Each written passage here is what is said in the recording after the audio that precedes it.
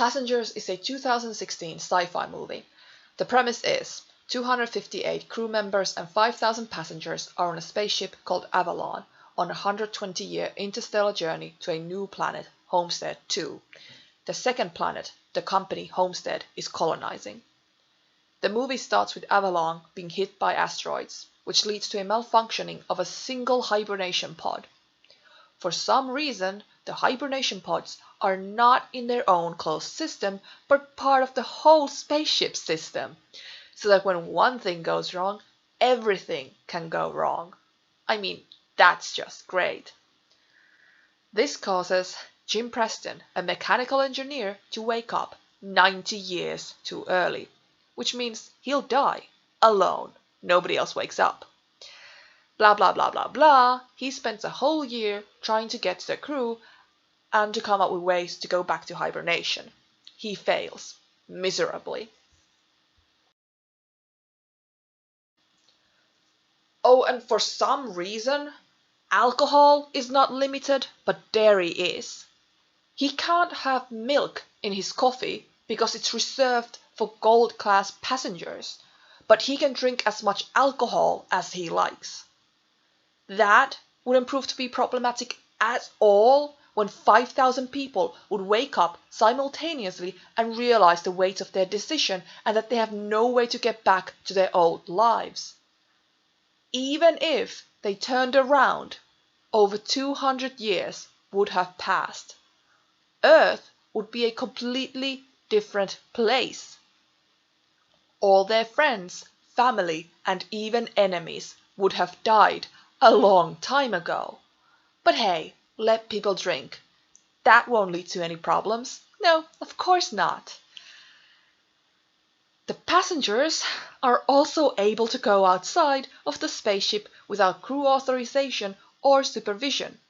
That again makes perfect sense. Blah, blah, blah, blah, blah, until Jim decides to wake someone else up. Now, all the pods have people's names and occupations on them. Yet he doesn't choose someone who could help.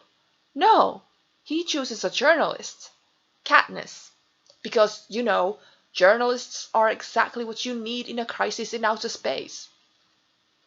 Weren't there any engineers, physicists, physicians, chemists, anyone who would have actually been helpful in that situation? But no, Jim chooses Katniss because he's a creep. Blah, blah, blah, blah, blah. They start dating. Now, throughout the movie, it is repeated over and over again that the hibernation pods are fail-safe. What do I do if my hibernation pod malfunctions? All hibernation pods are fail-safe. They never malfunction. Well, I'm awake. Hibernation pods are fail-safe. Hibernation failure. So that couldn't happen. The company claims to have made thousands of journeys with 100% success rate. Nothing has a 100% success rate. The company has somehow managed to send thousands of ships on interstellar journeys, each with presumably thousands of passengers, meaning they've put millions of people into hibernation without any complications. Bullshit! Nobody should trust anything that claims a 100% success rate. The only way for anything to achieve that is by fudging up the numbers and hiding the failures. That is like believing Putin's approval ratings. It is impossible that Jim would be the first hibernation failure. Because of its alleged perfect success rate, the company completely fails to prepare for any kind of disaster. Thousands of interstellar journeys and never any problems with the spaceship's hibernation pods. Nothing. Bullshit. The shields never failed. No problems with electronics. Nothing ever short-circuited. Weldings never failed. Wires never came loose. No corrosion. Nothing at all. Bullshit. And this wasn't even Avalon's first trip. It's centuries old and in perfect condition and ready to go on another 250-year round trip. Yeah, that checks. Katniss's plan was to travel to Homestead II, spend a year there, and then come back. Meaning Avalon was always meant to come back. The crew was always meant to come back. The crew and Katniss were supposed to go back to hibernation. Where is the facility for that? Jim should have been able to go back to hibernation. Besides, Katniss's plan to travel to another planet and then come back so that she could write a unique story is stupid. The crews from the thousands of previous interstellar journeys have already done that. Katniss could have just interviewed them and saved herself the hassle. Her story wouldn't be unique. The crew of Avalon is 258. There's been thousands of journeys, meaning hundreds of thousands of crew members have made the journey. What unique perspective would Katniss have to give that the people who already returned hadn't? By the time she gets back, even more people will have returned. Her journey will have been old news at that point. It's not like she's setting off to Homestead I. Homestead II is the second planet the company is colonizing. Who wrote this? Tell me why. After a year, android Aziraphale let slip that Jim woke her up on purpose.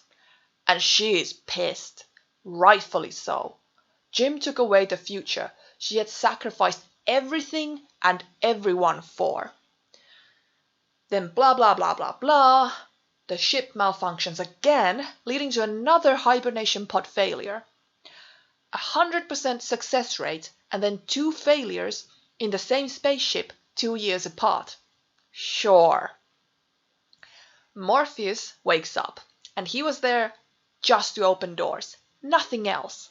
He coughs up blood, but instead of going to the infirmary, he goes to sleep.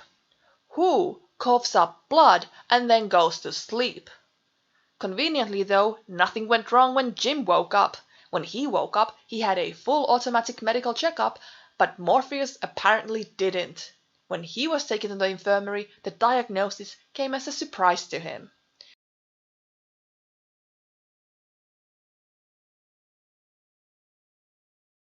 Anyway, Morpheus gives his access code and pass to them, and then dies.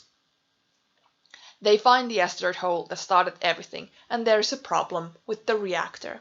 But it's an easy fix, because Jim is a mechanical engineer, and the ship has replacement parts for everything. We're gonna die. There's replacement parts for everything. The company prepared to have spare parts, but not to wake anyone up to actually fix anything. Why have spare parts if you don't have anyone there to replace the broken ones? Oh, and for some reason, again, thousands of interstellar journeys, and on this journey, yet another problem. The reactor venting door is jammed. What are the odds? I mean, according to this movie, 0. Then some genius designed the reactor door only to remain open if someone is there holding it open. Someone has to stay right in the middle of the vent, not by the vent, but in the vent. What is the logic in that? The ship is fully automated, doesn't need a pilot, but it needs someone to hold doors open. But hey, it's a good thing that the passengers are allowed to go outside without crew authorization, so they can actually go and open the door. Isn't that just convenient? Then Jim almost dies and Katniss saves him. Yay! With Morpheus's codes, they are able to access more functions on the medical pod, one of them being hibernation. So, no complex facilities or highly educated medical staff is needed to put people into hibernation. It can be done with a push of a button. And conveniently, the whole ship only has one medical pod, so they have to choose. All 5,000 passengers were designed to wake up simultaneously, and they have one medical pod. Okay? Believe it or not, then comes the dumbest part of the movie. Jim tells Katniss that she could go back to hibernation and have the life that she had given everything up for. But Katniss decides to spend her life with Jim, the person who lied, who spent the whole year they knew each other deceiving her. Katniss planned to return to Earth 250 years later. She gave up her friends, her family, her career, her life as she knew it to go on an extremely long journey to get a story. Yet she decides to throw it all away to be with Jim? Katniss is a driven character who has clear and precise motives and plans. Even if the plans are stupid, she has them. She is fully committed. She sacrificed everything so that she could get the story. Then she gives it all up for a stranger who lied to her for the whole year they knew each other? And they only knew each other for 1 year? Can she be sure Jim didn't wake anyone else before her? What would have happened if Katniss hadn't fit into his fantasies? Would he have just gotten rid of her and woken up someone else? Could he still do that? How can anyone trust a person who has lied for the whole time they've known each other and when even the premise of their meeting is a lie? This movie would have been so much better as a horror movie.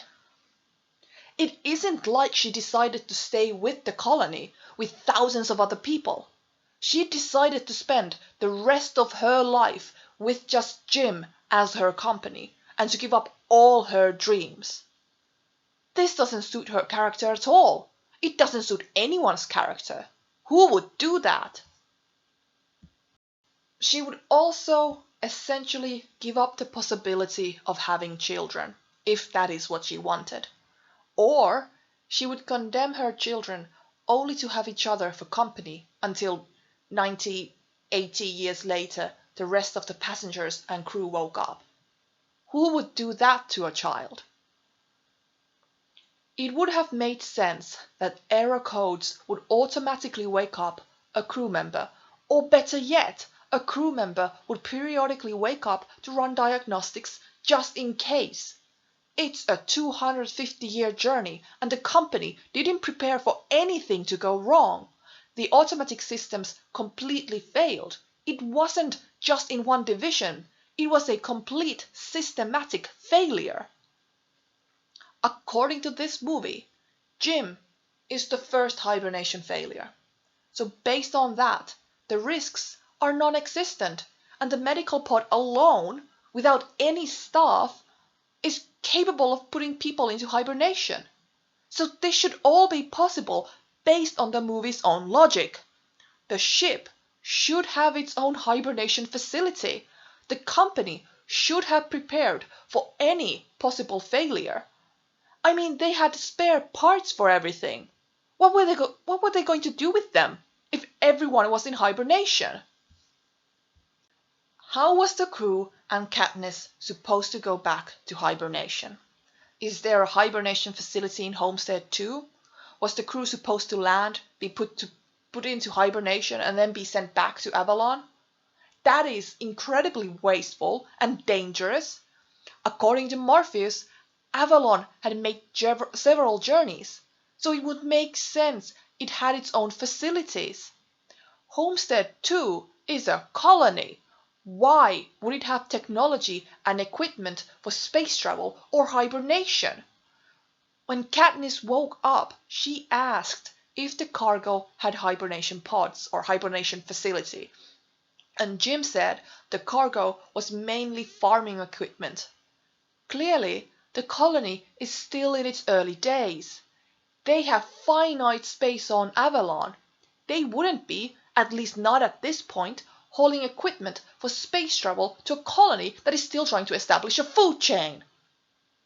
I could understand that later, when the colony was more established and self-sustaining, they would then transport non-essential technology there.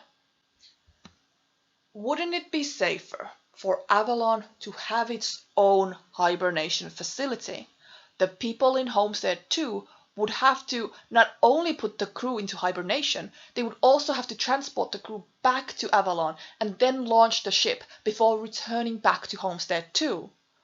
Would Homestead II even have people who would know how to do that? Would they know how to operate the technology on Avalon? It takes 120 years to reach Homestead II. When did the first ship arrive at Homestead II? How old is the colony? How old is the technology they are using? How foreign would the technology on Avalon be to them? What if the hibernation facility was destroyed? What if the centuries-old technology broke down? What if the settlers revolted? What if a natural disaster killed everyone? Then Avalon would be left stranded in the planet's orbit. That is so convoluted and full of risk factors. Just why? Tell me why. What if Passengers was a horror movie? Hide from the audience the fact that Jim woke Katniss up. Let the audience find out with Katniss.